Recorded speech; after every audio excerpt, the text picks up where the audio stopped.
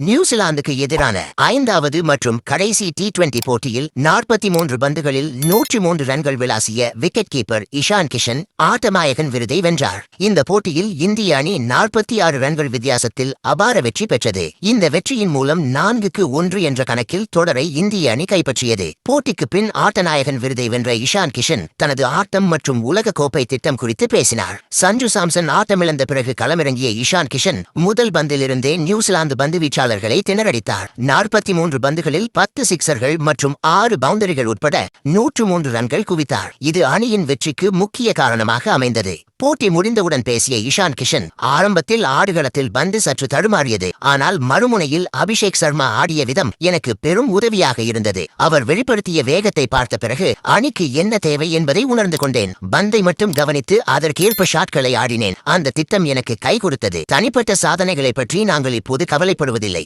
இதுதான் அணியின் தற்போதைய மனநிலை. சதத்தை நெருங்கிவிட்டோம் என்பதற்காக மெதுவாக ஆடி ஒரு ரன் எடுப்பதில் எனக்கு உடன்பாடில்லை. அப்படி செய்தால் பெரிய ஷாட் அடிக்கும் வாய்ப்பை இழக்க நேரிடும். பந்து அடிப்பதற்கு வசதியாக இருந்தால் விக்கெட்டை பற்றி கவலைப்படாமல் அடிக்க வேண்டும். அணியின் வெற்றிதான் முக்கியமே தவிர தனிப்பட்ட மைல்கல் அல்ல. நான் சிறப்பாக விளையாடி ஆட்டநாயகன் விருது பெற்றிருந்தாலும் இன்னும் முழு திருப்தி அடையவில்லை. எனது முழு கவனமும் உலக கோப்பை தொடர் மீதுதான் உள்ளது. அங்குதான் இன்னும் கூடுதல் உழைப்பு தேவைப்படுகிறது. இந்த சிறந்த ஃபார்மை உலக கோப்பை தொடருக்கும் கொண்டு சென்று அணிக்கு பங்களிப்பதே மிக முக்கியம் என்று இஷான் கிஷன் தெரிவித்துள்ளார்.